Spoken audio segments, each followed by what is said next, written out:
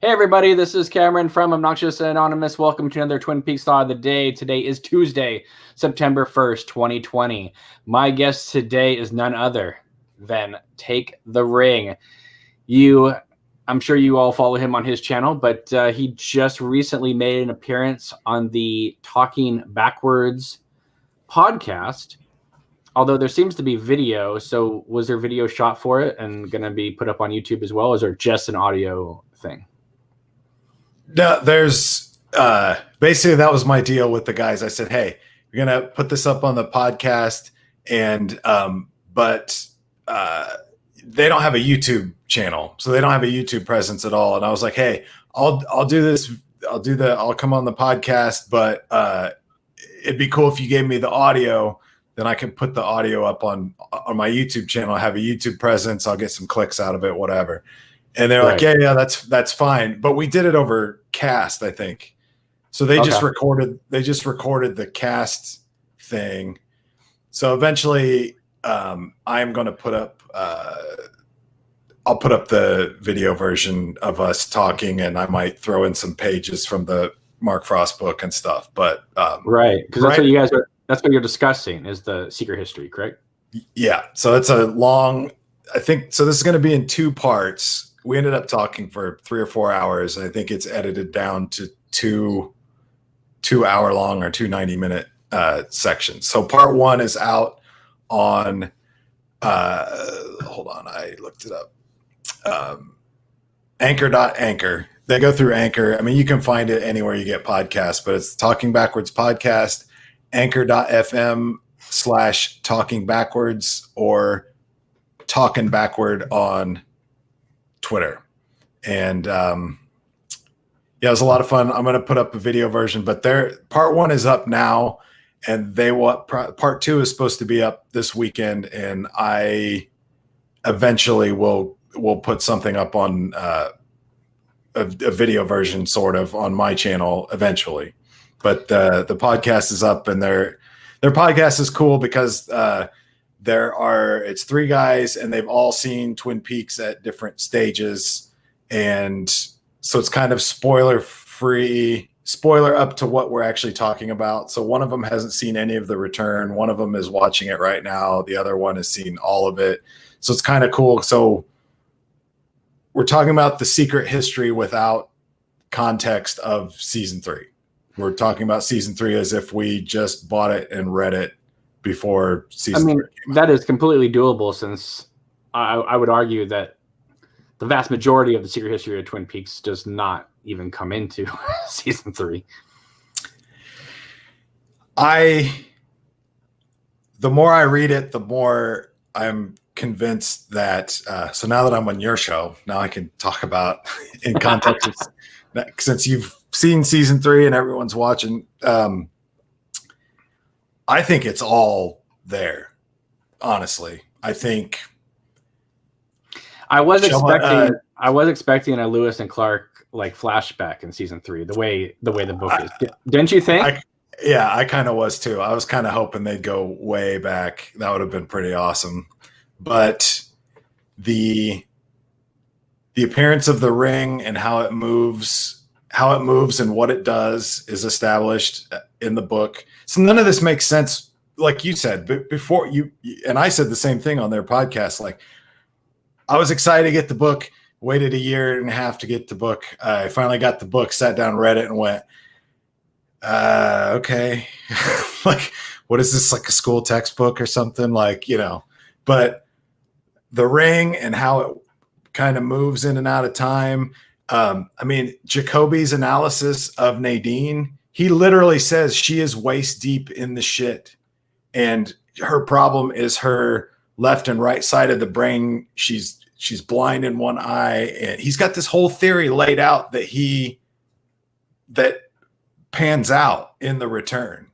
So like Jacoby stuff, if you want to believe certain theories about the Jack Parsons and the sex magic stuff in the desert, oh God, I've got a whole list of stuff. I mean, and not even, and you know how the return is like super intangible, like there's not a whole lot of concrete stuff going on in season 3, or it's all up for interpretation, but seeds are planted and reference points are made in the secret history that like Ben Horn as the kind of the bad guy turned good, but you know, the moments in the return where he's thinking about reflecting on his life and the bike, and I miss that bike and all that stuff. I mean, some of that's obviously planted in the original show, but there's a lot of that stuff in the secret history, like a lot of thematic stuff and a lot of little nuggets that help kind of flesh all that stuff out. So revisiting it after season 3 is definitely worth it, in my opinion. Okay. All right. Well, then I'll take another look at it. I've grown to be okay with it only because we've gotten so much material since then that it just feels like, okay, it's just another thing. When it was the thing to come out after Fire Walk with Me and we weren't getting the show for a while, it felt like, what is this placeholder that we've just been given? Is this going to tie in at all to the series or what? And if it does, will I even like season 3? You know what I mean? Because I wasn't quite sure what I felt about the material, except that I felt the presentation of it was a little too academic for my taste. But then the final dossier comes out and it's, written like a Beverly Cleary book. It's just very matter of fact and dot to dot to dot. And this is what happened. I'm still convinced that story of Audrey Horne that's in the final dossier is what we see in season 3. It's just Lynch's abstract version of that story. I agree. Everything that's in that Mark Frost chapter is in season 3. It's just abstract. Absolutely. I agree 100%. So, okay, there's a couple things I want to talk to you about, and this isn't going to be a long show, guys. But so we're gonna speed through a lot of stuff. First up, let me get your analysis of what you think is going on right now out there in Twin Peaks land.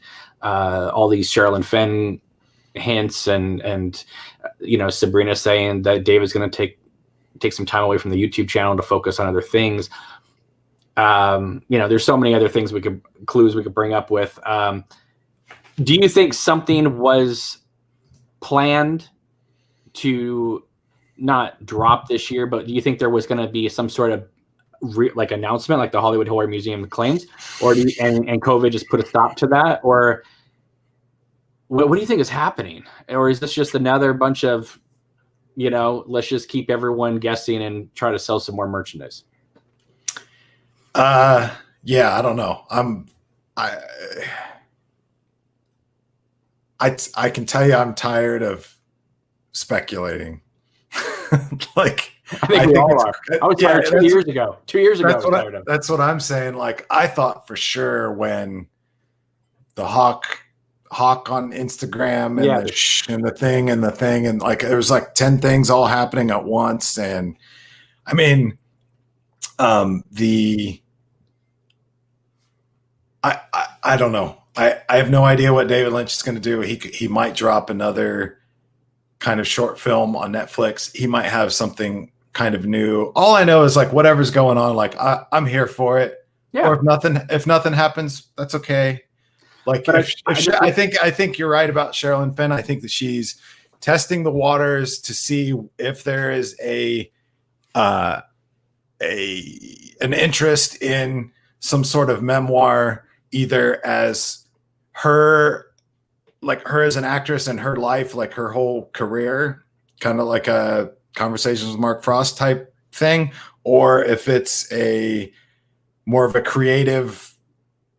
That's what I'm more fascinated if it would be a Secret Diary of Laura Palmer, like an Audrey type first person. I am Audrey Horne. These are my thoughts kind of thing. I think that'd be super cool, especially if she was working with Jennifer Lynch. That would be super rad. Do you think what I'm more interested in? Do you think that her saying, well, Audrey's story, doesn't include a hairdressing salon? Yes, that was kind of throwing some serious shade there. However, I'm thinking now like, would she try to blend in the original concept of Mulholland Drive? Like, would she take Audrey into Hollywood? That's an interesting way she could take the story. Yeah, that's what I'm most fascinated or interested in. And again, I was talking on the Talking Backwards podcast, and the more Twin Peaks goes on, and I felt this way when The Return came out, and I still feel this way, that just canon is irrelevant. It's completely irrelevant. If Sherilyn Fenn comes out tomorrow and says, I am Audrey Horne, and I was a teenage girl in Twin Peaks, and this is what happened, and I decided to move to Los Angeles, and this is what happened, and it has nothing to do with season 3. It's kind of like the Dale Cooper My Life, My Tapes, where he's the one in Deer Meadow. Like, that's awesome. I'm into it. Totally into it. People's brains are gonna, but Audrey Horne didn't do that. Blah blah blah. I think that's cool. I think that's cool. It'd be cool and creative and interesting. And yes, but I gotta pause you there. That first draft of Fire Walk with Me was Agent Cooper investigating Teresa Banks, and Kyle said no, so they had to change it. So it would have followed My Life, My Tapes, more or less. Yeah. I think that if there's, she could write it in that after she, I don't know, but that's the curious thing. That's what I'm most like, because they weren't allowed to read the script. So is she going to like deep dive? Is she going to deep dive into The Return and find? She told me that she's like, I didn't even know I had a son.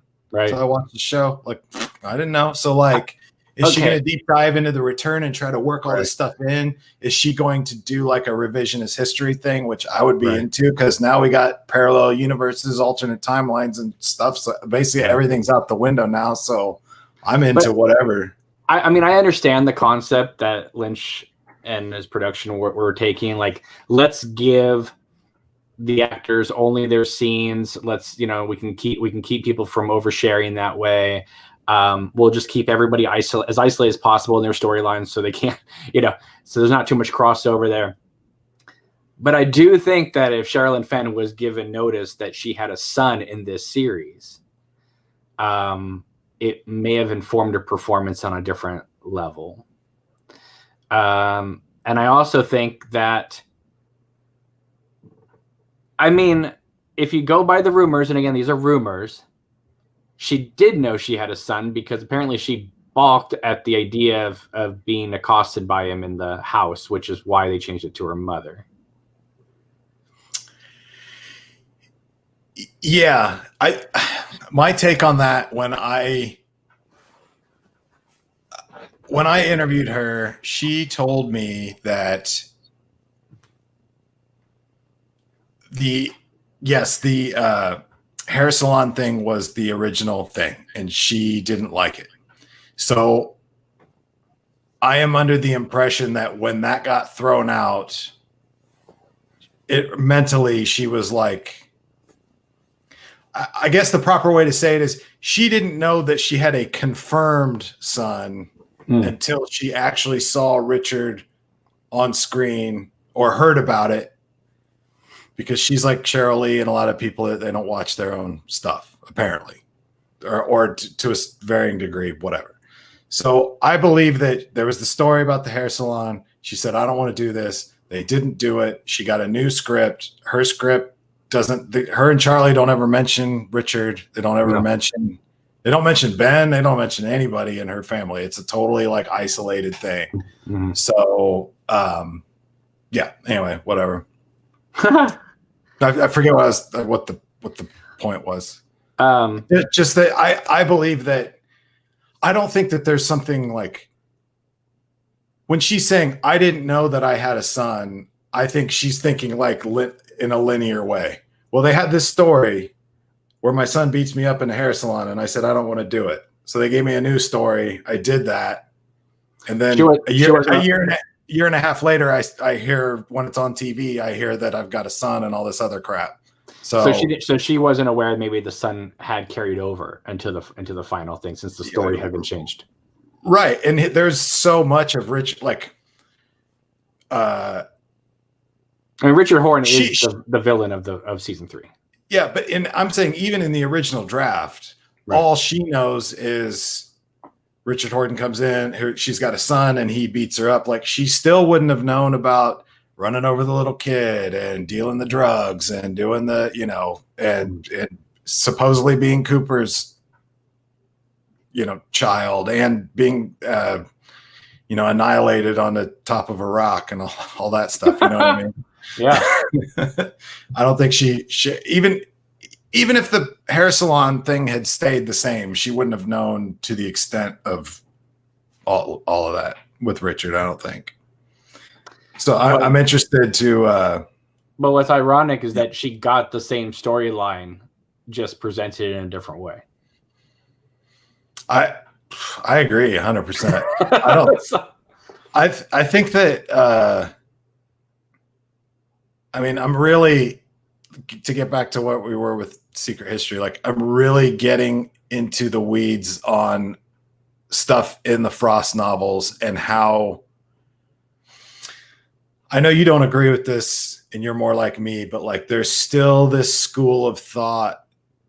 Basically, there's still this school of thought the way I was when I was 15, that like David Lynch is this like creative genius and all the good stuff in Twin Peaks is only because of him. And Mark Frost is just this kind of like vanilla TV writer that kind of like that. He was the more normal elements of the TV show. And like that, all of that stuff is completely ridiculous. I've never thought. I'm saying when I was a kid, I did.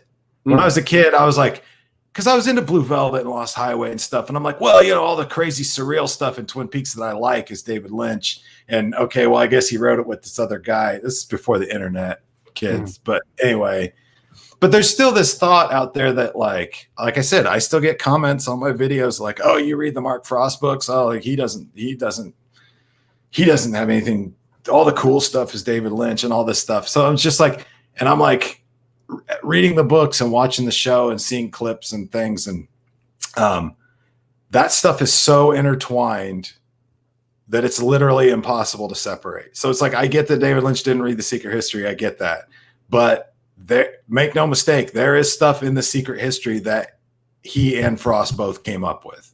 Mark Frost. Because it came out after, they wrote The Return. Right. David went off to do pre-production. Mark went to write the book. So that's why there's so much stuff. Hidden nuggets of season 3 are buried way deep in The Secret History. And I can basically prove that a lot of that stuff was Lynch has to know or created and came up with himself. Like it just has to.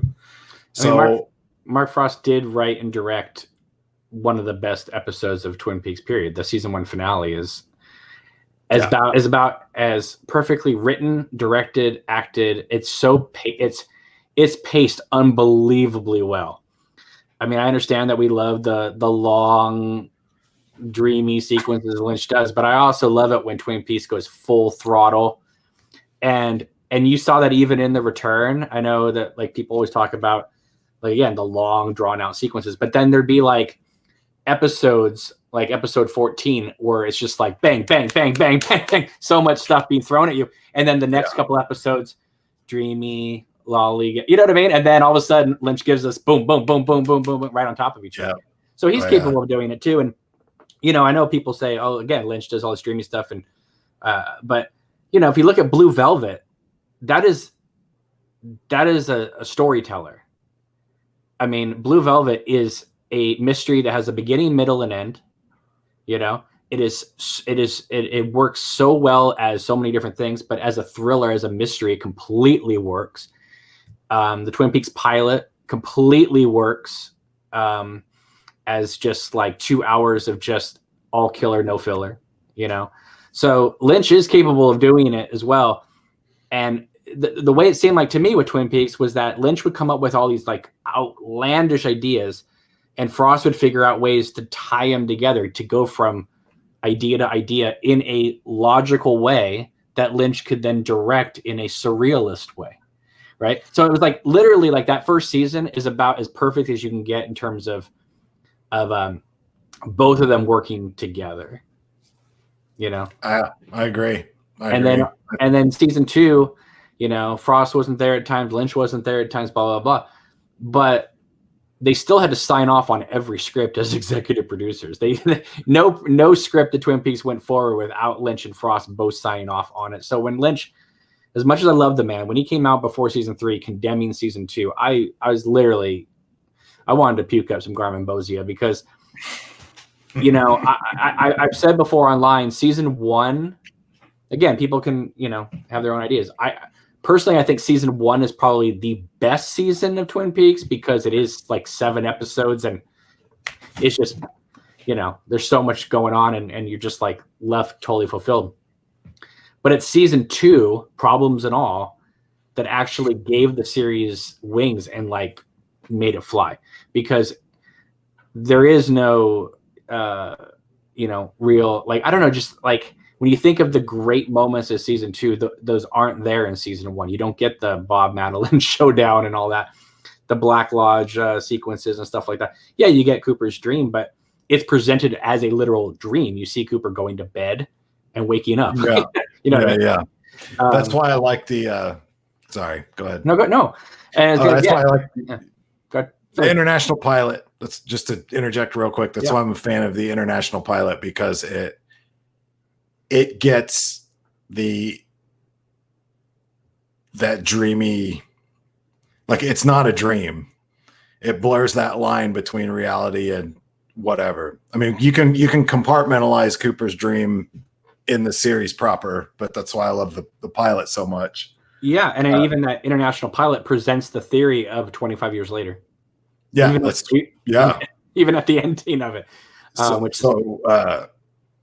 Yeah, go ahead.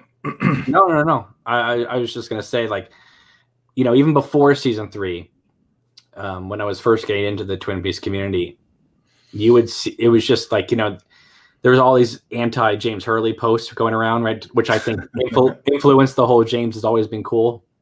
Yeah. But the hatred for Mark Frost has always been there, even before his books came out. Yeah, I know. And it's such a shame because, you know, remember in the mid 2000s, Frost, and I'd like to say Bob Ingalls or maybe Harley Payton or one of them, was trying to get that graphic novel off the ground, and Lynch was like, nah, no, I don't want to do it. But Frost has always been wanting to get back into this material. Yeah. So I'm glad he was able to write the books, and it you know, but I gotta tell you, and I'm sure I made an enemy of Mark Frost for life with my review because because I know people sent it to him. But I was not happy with it. Now, that being said, if The Secret History of Twin Peaks had come out after season 3, I think the reception to the book would have been a lot better with people, because I think people would have dived into it more rather than having it follow Fire Walk with Me 25 years later. And I think that sorry, I'm just making some notes here.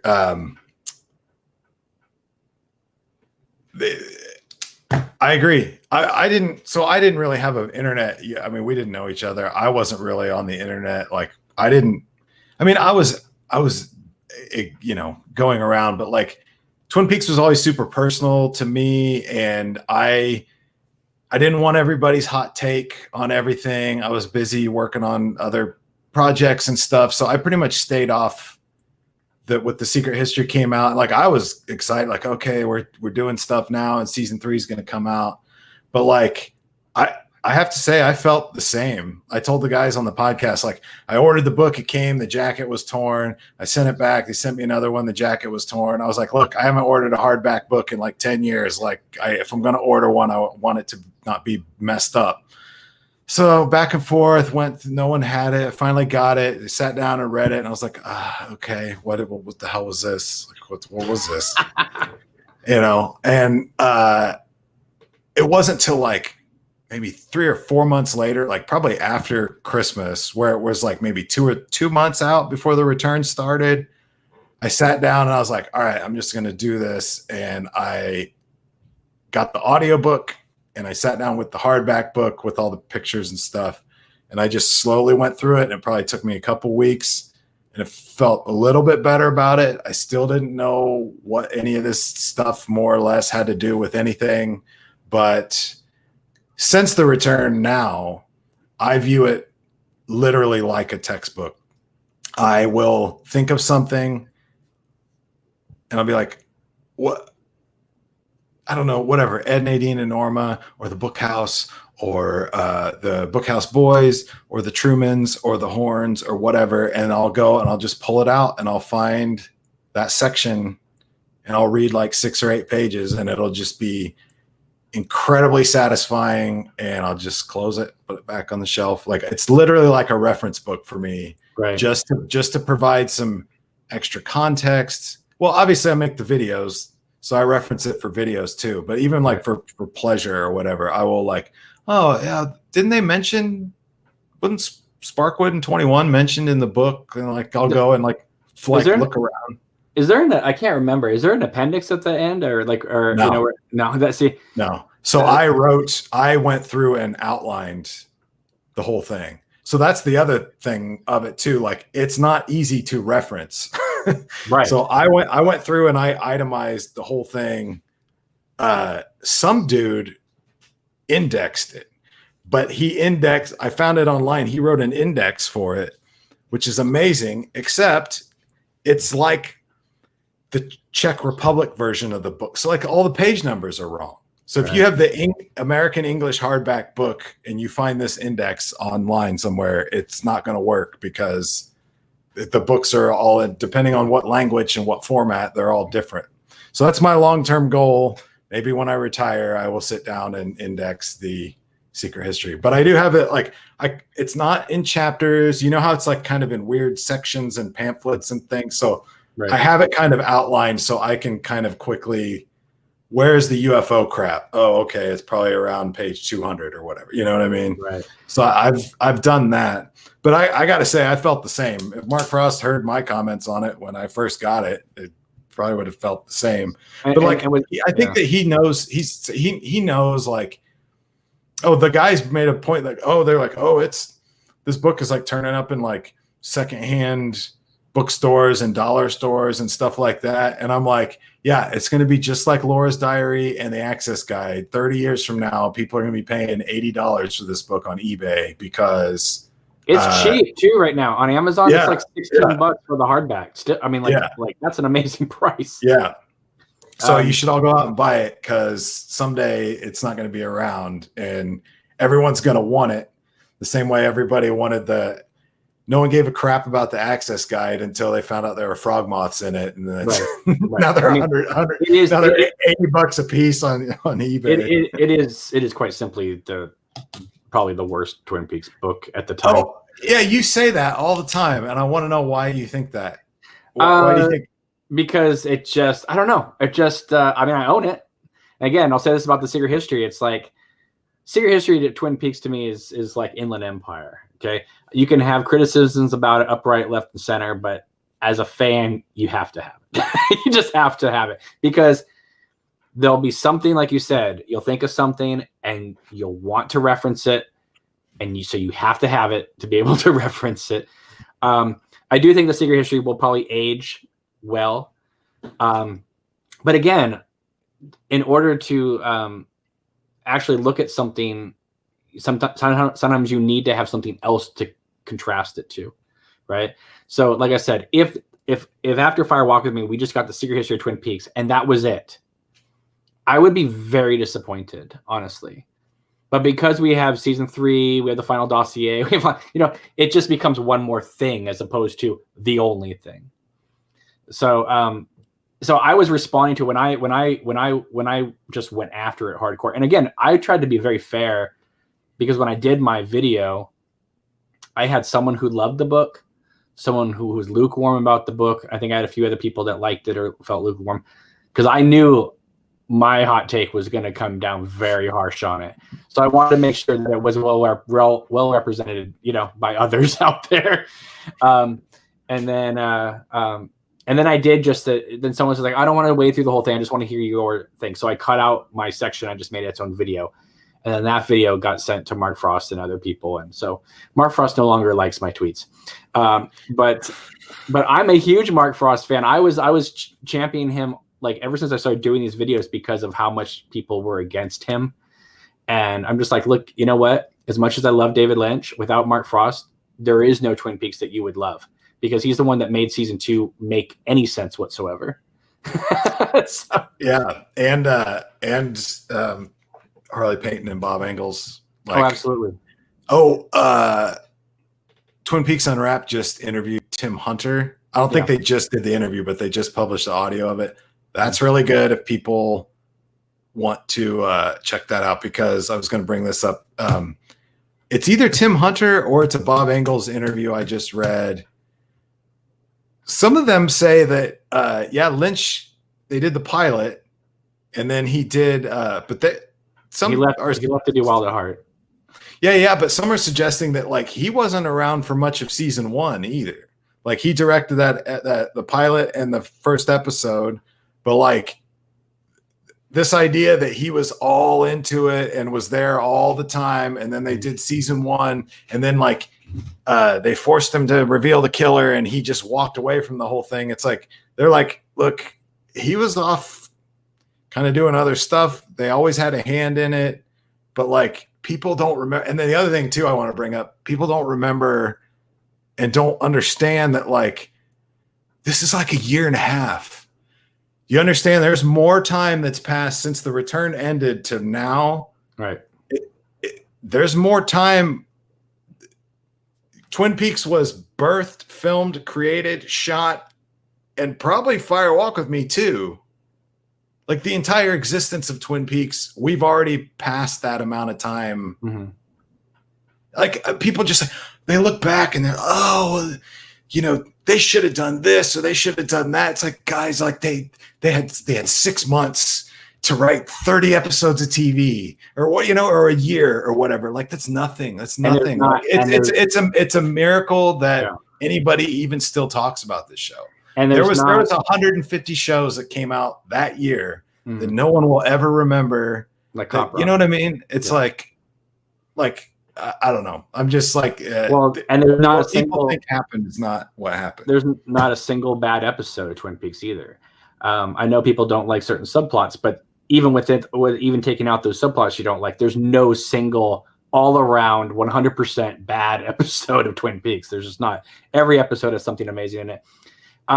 Yes, I understand Lynch wasn't there for every second of filming, but Dwayne Dunham was cutting Wild at Heart next door where they were editing Twin Peaks. So Lynch was like there. He may not have been on set, but at least he was in the building.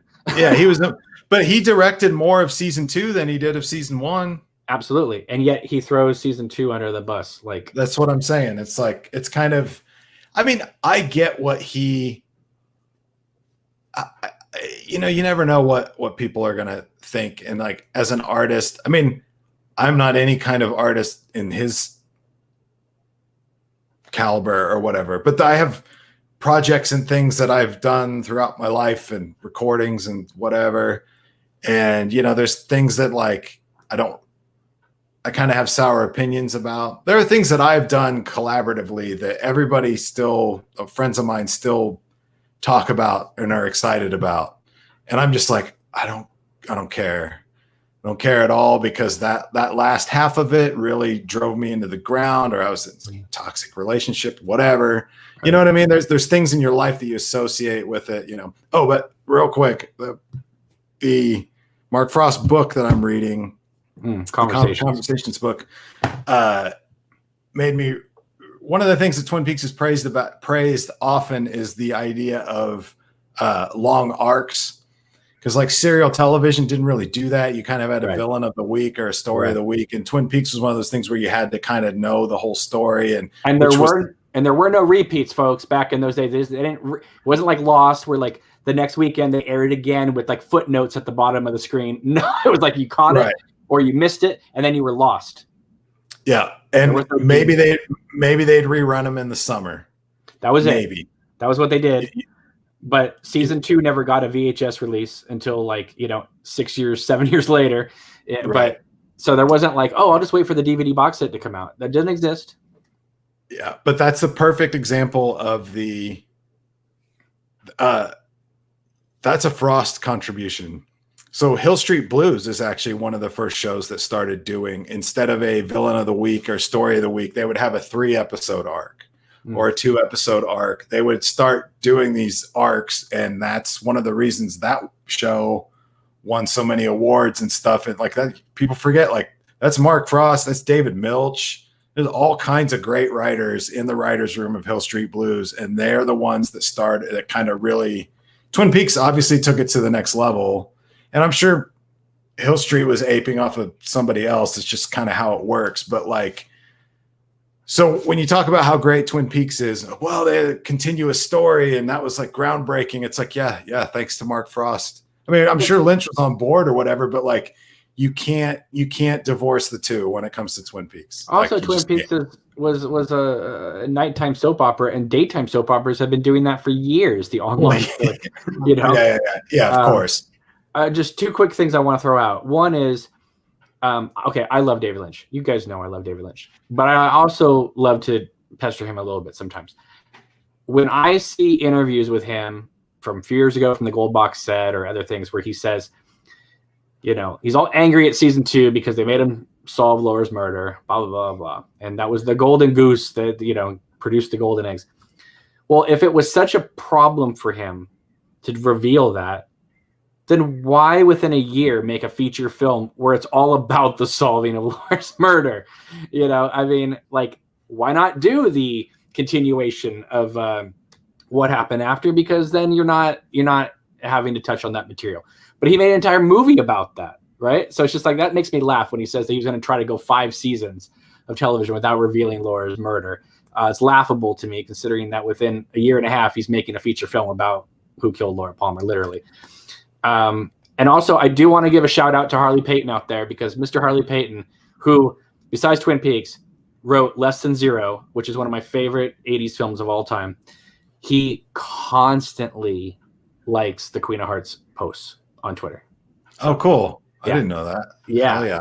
And he actually, when I was looking for a cast originally, he would retweet it onto his Twitter saying, guys looking for a cast, help him out. So bravo to Harley Peyton. Thank you. Yeah. That's awesome. That's a class act right there. He's, I mean, all those guys, I got to say, like in the last couple of years, like being able to find interviews with these guys and like really kind of get in the weeds as to like, not so much like what was going on, but like who contributed what and what the writing, how the writing used to work and all that stuff has just been like totally fascinating. And, oh, speaking of the same thing, like I just found an audio interview with Bob Ingalls that kind of shatters the whole, I mean, of course, you know, the whole, like, well, the meta critiques of Twin Peaks, not all of them, but just like the idea that smashing of the TV in the opening of Fire Walk with Me is something more than, like, to me, it was always like, we're not in Kansas anymore, Toto. That's right. It. Right. Just like, hey, this isn't the TV show. Hey, this is going to be a dark R-rated TV show. Hey, what? But now people are like, well, it's these creatures live inside the TV, and Twin Peaks is inside, and Lynch is still pissed because he had to reveal the killer, and that's why he's smashing the TV. It's like Bob Ingalls basically said, like, that's not it. He says there's no FU there. He goes, if anything, it was more like a joke, like a tee-hee-hee, like, hey, we're going to smash the TV because this isn't the TV show. I mean, right. You could argue, well, Lynch said, it's like, no, like there's kind of more, it's more obvious than what people think it is, I think. Of course, it's Twin Peaks. You can think what you want. Doesn't matter what I say, because it's all what you want it to be. But it's cool hearing these writers. Mm-hmm. Because people, you'll go online, you'll go on YouTube or whatever, and you'll find some intricate theory that involves the Dugpas and this and that, and how it weaves in and out of all this stuff, and this is what it all means. And then, you know, you see, like Harley Peyton, like, yeah, the Dugpas thing, we just kind of like, I forget, like, I think Lynch threw that in there, but they were already working on the whole Red Room thing. I don't know. It's just interesting, everybody's contributions to it, and how it's not but like you said, like I'm so sick of this stupid Laura was the goose laying the golden eggs. I've told you this 1,000 times. I still maintain it's like, if that was true, then you guys should have done a better job writing the show, because every line of every scene of every episode, every plot point, everything, every single thing that happens from the first minute of Twin Peaks to the Maddie's death is who killed Laura Palmer. Every single scene, every single action that's taken, everything is, how do we as the viewer or the audience or the show or the characters or whatever, you know what I mean? It's like, if literally everything is leading to it, so you're going to sustain that for 5 years? Like, no, it's absurd. It's absurd. You might have been able to if every season was 7 episodes. You know? Yeah, well, yeah, okay. I mean, fair enough. But the entire first season ramps up to the cliffhanger, and they want everybody to come back. So of course, it's the whole reason that Agent Cooper's there. So you have a 7-episode series. It's the biggest thing ever. They're getting ready to come back on the show. And the studio's like, hey, yeah, at some point you're gonna have to wrap that up and get into these other characters and other stories. And they went, yeah, okay, cool. I mean, that kind of sucks. We're hoping to drag it out a little longer, but yeah, okay. And then they did it.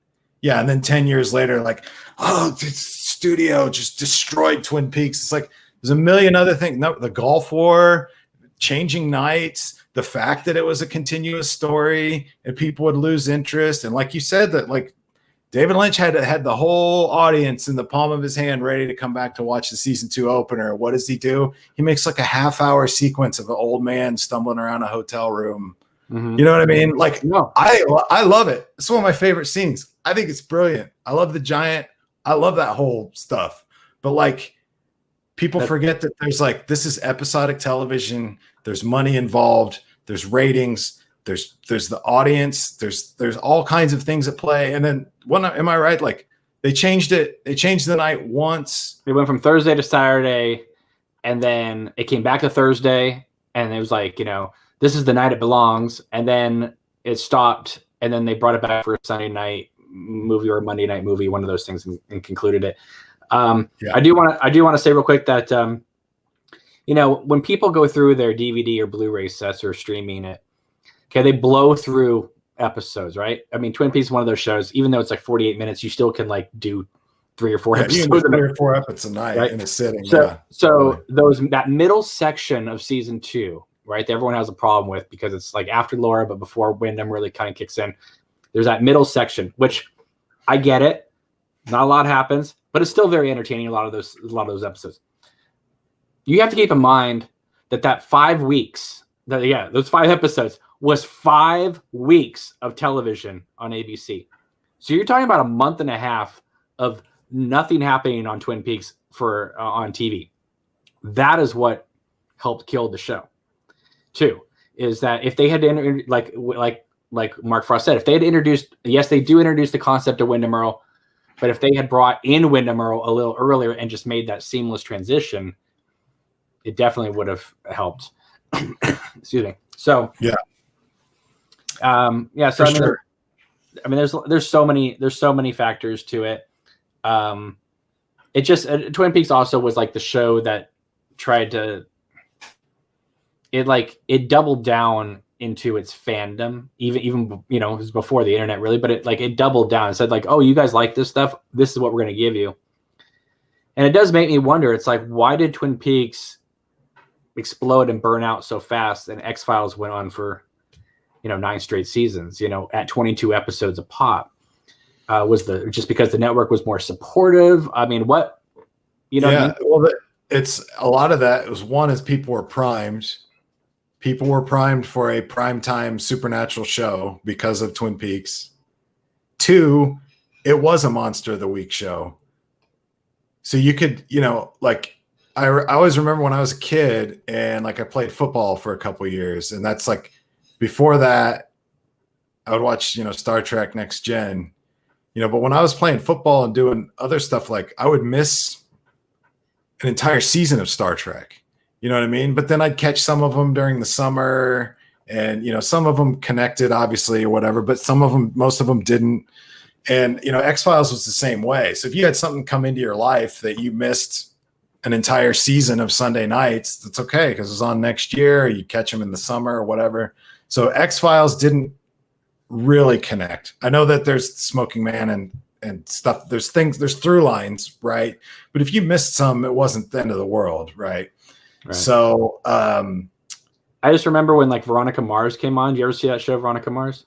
No, I know what it is though. It's really good, but the first season, the creator was saying, well, we're not going to do the Twin Peaks thing where we don't solve the mystery in the first season. We're gonna wrap it up. And again, it was definitely it was about a young girl who got murdered, who killed her, and it was Amanda Seyfried, right? who was the character. But what's funny to me is that when Rob Thomas, the creator of Veronica Mars, said that, he's like, we're not going to pull a Twin Peaks. We're going to solve this in the first season. Okay, Veronica Mars's first season is 23 episodes long. Right. Laura's murder is solved 16 episodes in. Yeah. To the whole thing. Yeah. So literally, like, they had like 8 more episodes or whatever to go. And it's like, when Twin Peaks would get so much crap for solving Laura's murder, when you look back at it, they solved it pretty fast for not even a full season of TV. Yeah. As far as actual airtime. It's just that the problem is that season 1 ended. Then there was the 3 months. They did air it again. And then it came back end of September. I think on September 22nd or something like that. And then November is when they solved it. But still, in 1990, that was an eternity on television. Oh yeah. not anymore. Not anymore. Yeah. But back then, it was just like people tapping their watch. This is going on too long. When are we going to solve this thing? And all that. And look, I love the whole Laura Palmer mystery. There's nothing. I mean, I again, it is very strong. It's probably the greatest murder mystery in the history of television, really. However, there is a wicked part of me that thinks that once the Laura Palmer mystery is done and out of there, that the show starts getting into some really interesting things, because now it doesn't have to worry about Laura Palmer anymore. Now it can get into whatever it wants to get into. And some of those concepts is the reason why I really love Twin Peaks. So it's like, yeah, I get it. The strongest part of the story is gone. And yet some of our most favorite things about Twin Peaks comes in the second half. Yeah. I mean, I love Wyndham Earl and the Path to the Black Lodge, and everyone bags on the Diane Keaton episode. Like, I get it why people might not like it, but like, I appreciate that they were bringing in directors trying to be. That episode gets criticized because it's like her trying to be too much like Lynch. But on the other hand, like, some great shots in there. I have some genuine like laughs in that episode. The giant chessboard and there's some pretty awesome stuff in there and some creative shots, and like, I think that but yeah, like the reason that I'm still into the show years and years and years later, before season 3 even came out, is a lot of that stuff is Wyndham Earl, the Black Lodge, Cooper. I loved how Wyndham Earl is Cooper's doppelganger, basically, beforehand. Like, he's literally his nemesis. He's his Moriarty to his Sherlock Holmes. He's the dark side of him, the shadow self. And then Hawk is like, oh no, like, there's this other thing out there tied to the Woods thing. Like, you're going to really meet your shadow self. So you think this is bad now with Wyndham Earl. Like, we're going to take this. This is all going to go up a notch.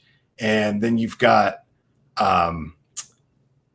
like Leo, the villain of the first season, basically, it's basically brought to his knees, brought to heel by Wyndham Earl. Like, there's a lot of strength in Wyndham Earl, because he basically breaks the first season villain, and he captures Major Briggs, who's like the shaman or whatever, whatever, like the shaman character. Like, I think there's a lot of strength in Wyndham Earl, and through Earl we get the Black Lodge subplot and all that stuff. And then that final episode that Lynch does, this might be the greatest episode of television ever, in my opinion. I think that Wyndham Earl definitely has like Emperor Palpatine feel.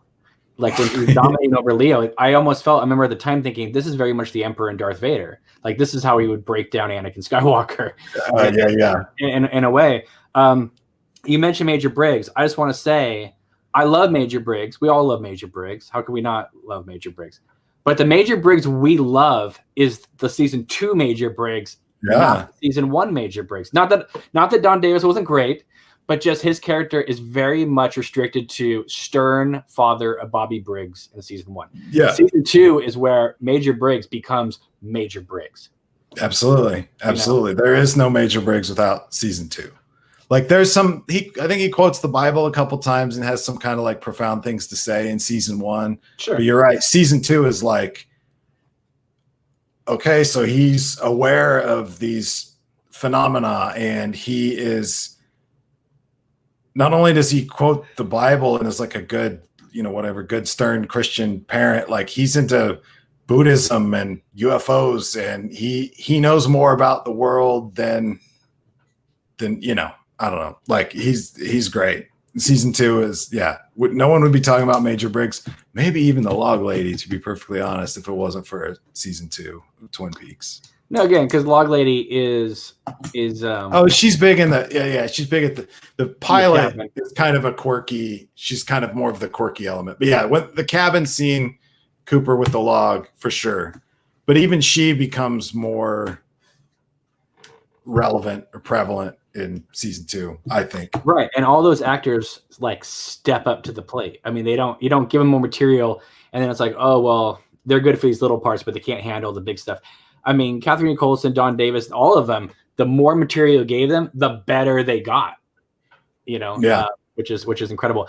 I know we have to wrap up soon, but so I want to throw this out there. You got me thinking last night, and I may actually do this. I'm not too big into this kind of stuff because it always makes people either happy or really upset. But you were bringing up Lost Highway last night.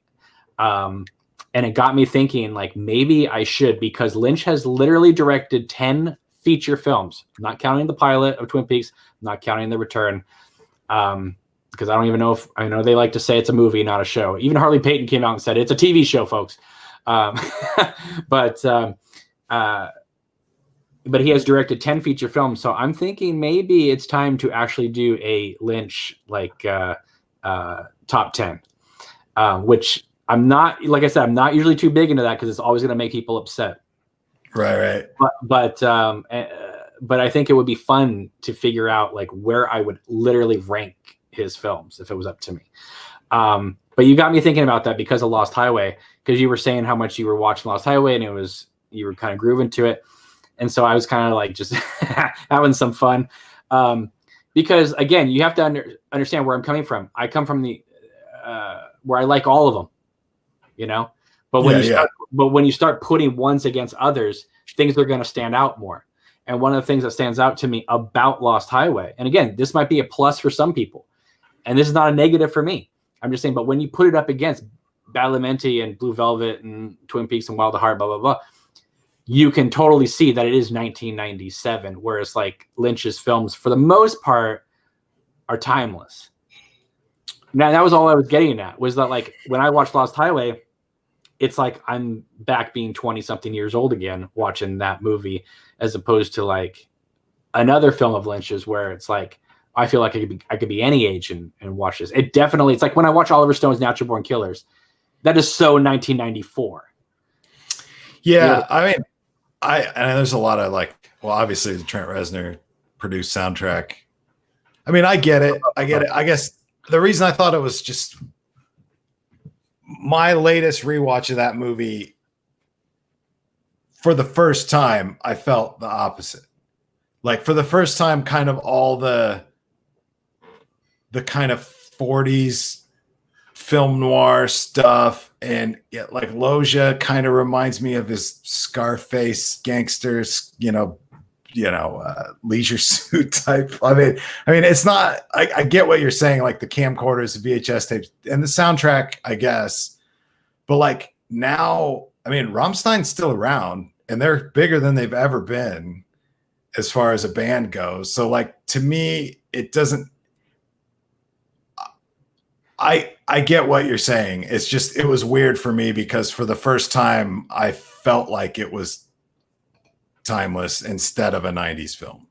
I watched it and I wasn't like, no one has cell phones.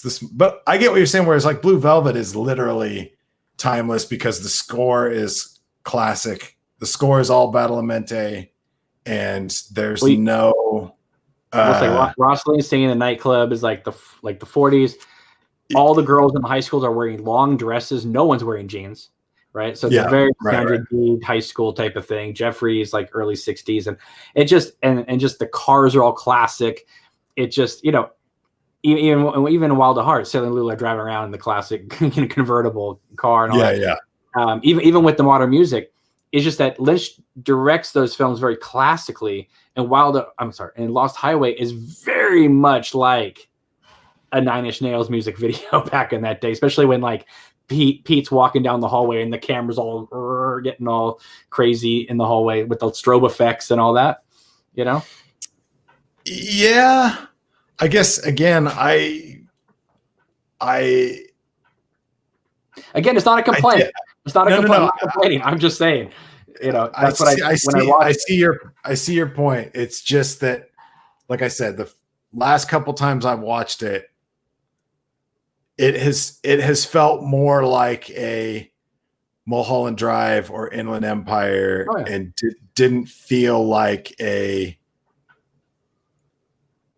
mid 90s type of movie. No, you got like basically like thank God he didn't try to just do the Tarantino thing, because after 94 everybody was trying to do, even Oliver Stone, by the way. I know people are like, "Oh, U-Turn's genius." Now that movie sucks. Anyway, well, U-Turn's the remake of Red Rock West. Right. No, I think that U-Turn is fine.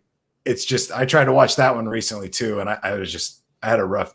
I liked the characters. I liked some of the dialogue. I liked what he was trying to do. I think Oliver Stone was trying to one up Tarantino. You remember him being kind of critical of Tarantino, like, "Oh, these young directors are just super violent." Tarantino came out against Natural-Born Killers. Yeah, right, because they did the because of the sound or the script, they rewrote it, which I think is brilliant. By the way, Oliver Stone took a basically straightforward violent script and made like a theatrical social commentary acid trip. Like, I don't think that movie would be anything without. I think if Tarantino, I'm sure Tarantino probably would have made it an interesting movie with his own script, but it wouldn't have been as cool to me. I still like Natural-Born Killers, to be honest, is one of the few Oliver Stone movies that I still watch and like. I think JFK is good. Platoon's great, but like I watched it recently and oh man, there's some stuff in there. Like I had a rough time getting through it, or at least enjoying it. The problem with Platoon is that. Oh, yeah. Go ahead. I was just going to say the problem with Platoon is it takes its cues from 1940s war movies, and doesn't really. I mean, like again, this is all in retrospect. In '86, Platoon was like awesome. But, it was the biggest thing. Yeah. You get 30 years later, you look at it, you can see exactly what it is, and when people talk about Kubrick and Full Metal Jacket, I said this the other day on a podcast. The reason why Full Metal Jacket holds up is because Kubrick's film literally is Iraq, not Vietnam, going through all those buildings. It's very much like suburban warfare, which is where war was going to go. So Kubrick was always looking forward, even if he was talking about the past. But again, I wasn't trying to bust your balls about Lost Highway. I was just saying, like, because like I saw people like posting things with the mystery man holding the camcorder and all this stuff, and I'm like, well, that's straight from Hellraiser 3, which was right around at the same time. And it just and then Michael Haneke tried to remake it with Cachet, and it's just like, what is going on here? But yes, Inland Empire, Mulholland Drive, and Lost Highway. That is the Los Angeles trilogy of mistaken identity. Yeah. I guess, and again, I'm not complaining. I myself prefer Lynch in small town America rather than Los Angeles. To me, Los Angeles is too big of a landscape for David Lynch. I think that he needs a more, like, I think Mulholland Drive, even though it takes place in Hollywood, it kind of plays it like a small town America story inside Hollywood, whereas Lost Highway and Inland Empire literally is Hollywood, like all over Los Angeles. Yeah, totally. And Robert Loggia definitely is the predecessor to the Mitchum brothers. Yeah. Now I know you are going to be doing some live streams on your channel, so I want to make sure people go over to your channel. Yeah, I mean, who am I kidding? Everybody that's subscribed to me is subscribed to you. You have like 10,000 subs, so that's awesome. Thanks. Yeah, I'm looking. I haven't graduated to what you got going on. I want to be able to do this right now. I like I just told you before the stream, like I'll put out a video and then maybe I'll do a live chat and maybe I'll cut it up and put it out online. And then usually it's 3 or 4 or 5 months later and I'll put out a video. So, but I'd like to be able to do some more conference stuff, live stuff. So you should get some get some people that like to talk whatever you want to talk about and bring them on. It's fun to It's to me the reason why I even started this YouTube channel to begin with years and years ago was I liked having conversations with my friends, and I thought wouldn't it be fun to just post these conversations for people to see. Again, this is before it was live, so I would just record them on Skype and then just put them up on YouTube. And they've always been a lot of fun. But I do want to say thank you for reaching out, and this is fun. So yeah, I got a new microphone. So I called Cameron and I said, "Hey, I got a new mic. I want to try it out. So let me know if you're going to do something." He's like, I'll do something right now. I was like, all right, let's do it. Yeah, exactly. So I know you need to go, right? Yeah. Okay. Yep, so I'm going to let you go. I guess I'll stay on for a few minutes in case people have any comments or questions. And so cool. All right. Well, I will see you soon. Thank you very much. And just so you know, I have about a week and a half left of editing left to do on Queen of Hearts before the assembly cut is done, and then I'll whittle it down. It's not going to be done. All done. I was like, how'd that happen? Okay, no, assembly cut. Gotcha. That's cool. But at least it will be cut, and then it'll be easy. No, that's good. Yeah. All right. Well, thank you so much. News. All right. Hey, thanks, man. Appreciate it. Bye, everybody. Bye.